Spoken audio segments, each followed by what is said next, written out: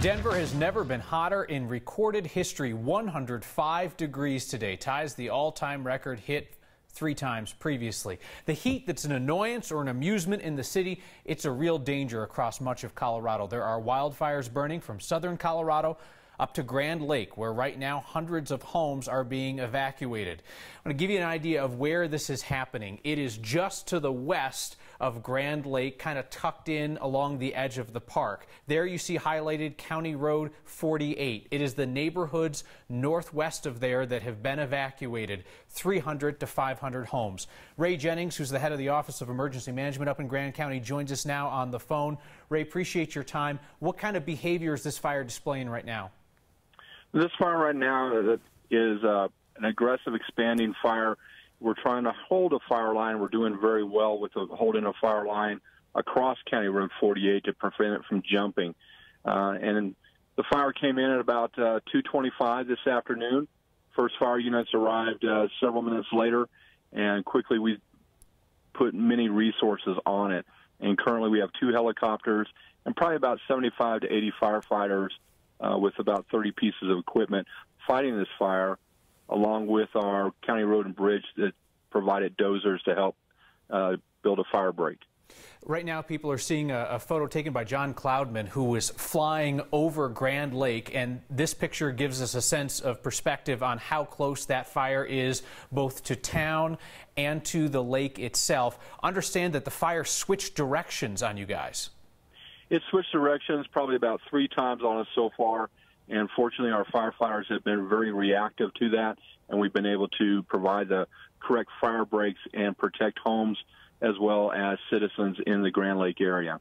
And lastly, Ray, any guess? A lot of those houses up there are second places for people. Of the 300 or 500 homes, do you have any idea how many of them are occupied right now?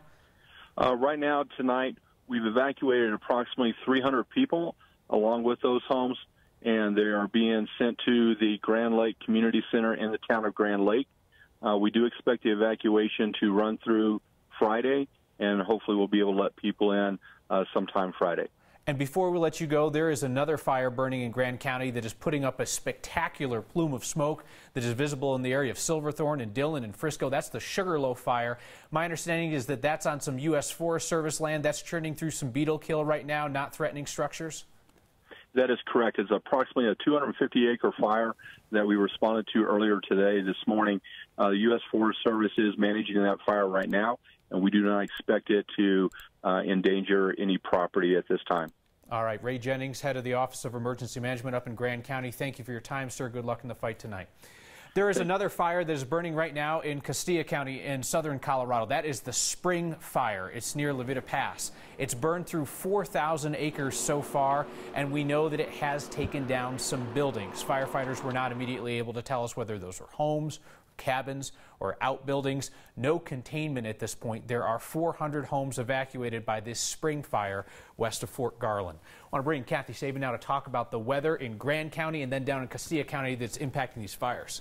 Extremely hot, dry, windy conditions and shifting winds giving fire managers a run for their money tonight. In spite of the cloud cover on radar, we have winds at the surface in the Grand Lake area and also across Summit County coming in out of the east, about 12 to 15 miles per hour, gusting to 23, shifting to the southwest tonight. And with the storms that are developing in the foothills, we're seeing lightning and damaging winds to 70 miles per hour. And it's tinder dry out there. Extreme fire conditions continue after a day with a all-time record high of 105 in Denver, but many areas seeing triple-digit high temperatures across the state, 90s in the mountains today, and tinder dry. Red flag warnings remain in effect for much of the state for gusty winds, low humidity values, and again, the record warmth. Coming up in our main weather segment, we're going to talk about when we might see some relief, Kyle, in the form of cooler weather and some rain. All right, Kathy, thank you. This is the second wickedly hot day in a row in Denver. We hit 100 degrees yesterday, and the last time that we hit 100 in June, it was 2013. And on that day, we were also covering fires across our states. The Big Meadows fire in Rocky Mountain National Park, the Royal Gorge fire that destroyed historic buildings there. And I personally was down at the Black Forest fire, which had been burning by 2 days at that point and would go on to destroy more than 500 homes before it was fully contained. 2013, you'll remember, that was the second of 2 consecutive devastating summers for fires in our state. June of 2012, that was the warmest June ever on record in Colorado. We hit 105 degrees 2 days, reached 100 plus at least 6 times, broke all kinds of records. As for this hot June so far, before today, we ranked 7th for all-time warmest June on record. Our 105 degrees in Denver today ties our all-time record, also hit in 2012, 2005, way back in 1878. Firefighters this year are able to get a hand, when possible, from CDOT, specifically in areas where there's not easy access to fire hydrants. Can you relay to LFR that I have CDOT over here? They have a tanker truck full of water if they need to refill the fire engines. We saw this in action yesterday. Littleton Fire Rescue crews were working a brush fire south of Mineral in Santa Fe, and all of a sudden CDOT pulls up on scene.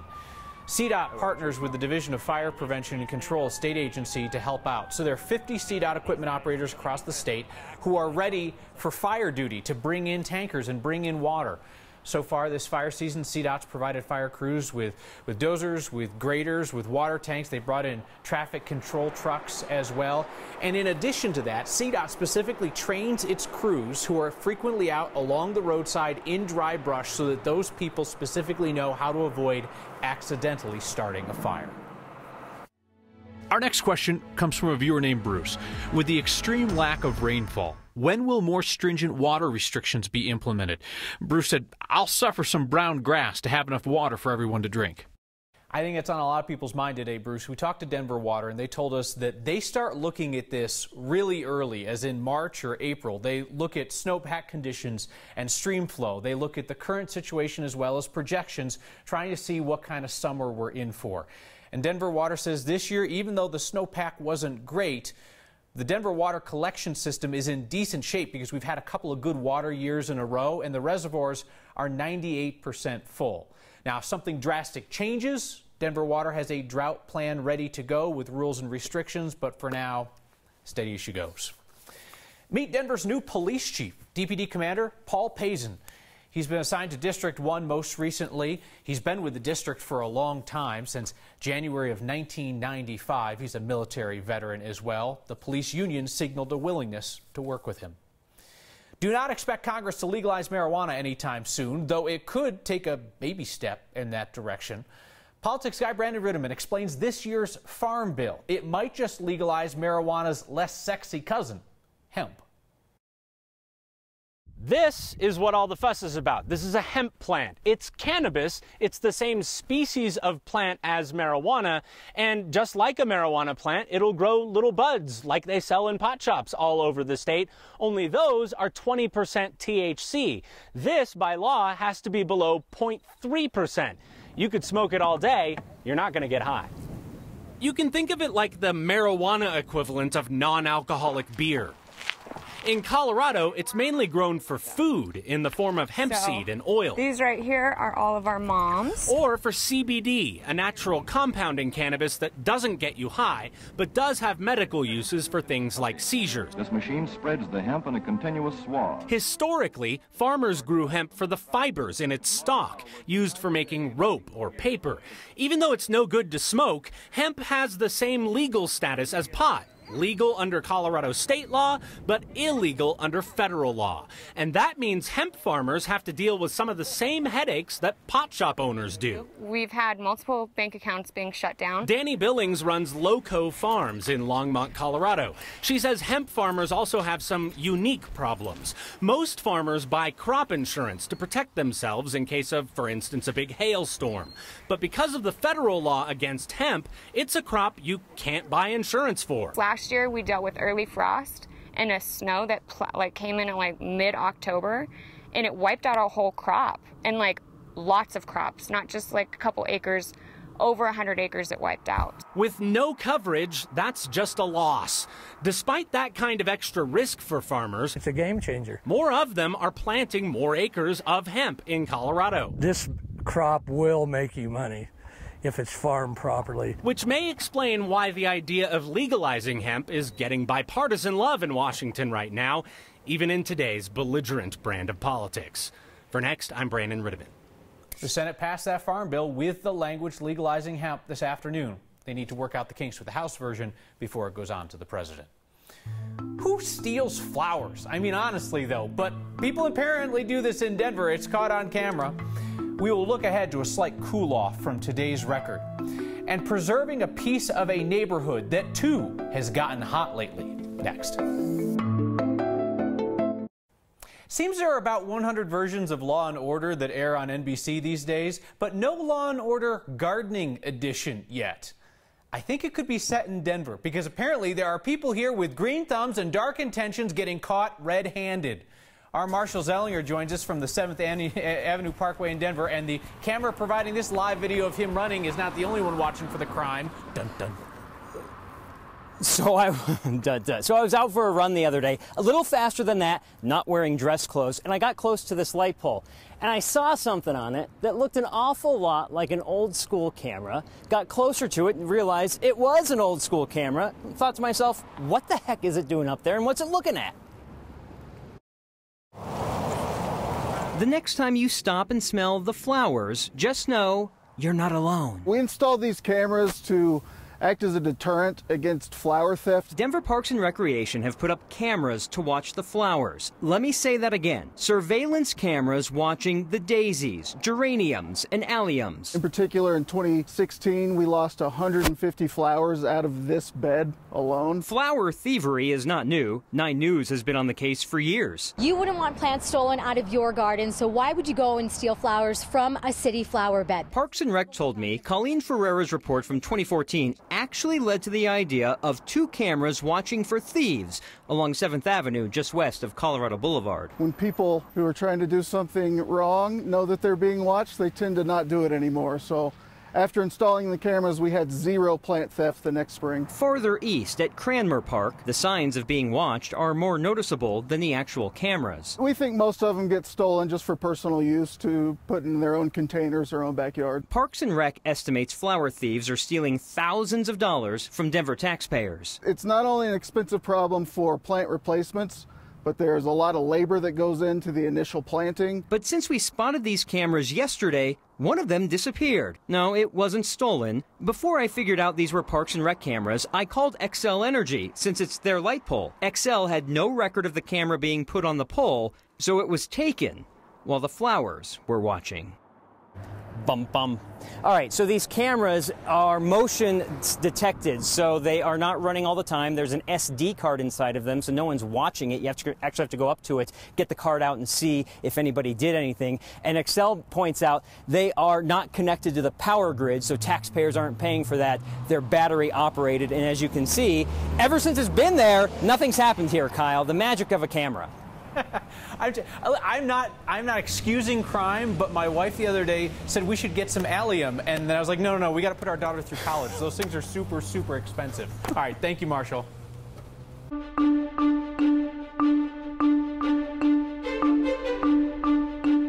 Good news, bad news scenario. The good news is this was the warmest day of the week. Warm enough, right? 105 in Denver, all-time record high, eclipsing the old record of 99. We've only seen 105 degrees in the city 4 times over, well, since we've been keeping records out of DIA. The record heat also creating issues for firefighters and their efforts. We're seeing thunderstorms develop with the cloud cover producing winds in excess of 70 miles per hour, like this severe warned storm near Lamar. Those storms are tracking toward the northeast as the high pressure ridge is starting to break down. Extreme fire weather will continue tonight and tomorrow, but a dry front comes in tomorrow and that will drop temperatures 10 degrees. Yeah, we'll still be in the 90s, but we go even cooler on Saturday with a better chance of rain from storms. Storms that once again tonight and tomorrow will be wind and lightning producers, not bringing that rain that we need. City forecast for you for tonight. We are calling for overnight low temperatures in the mid 60s, and temperatures tomorrow will be cooler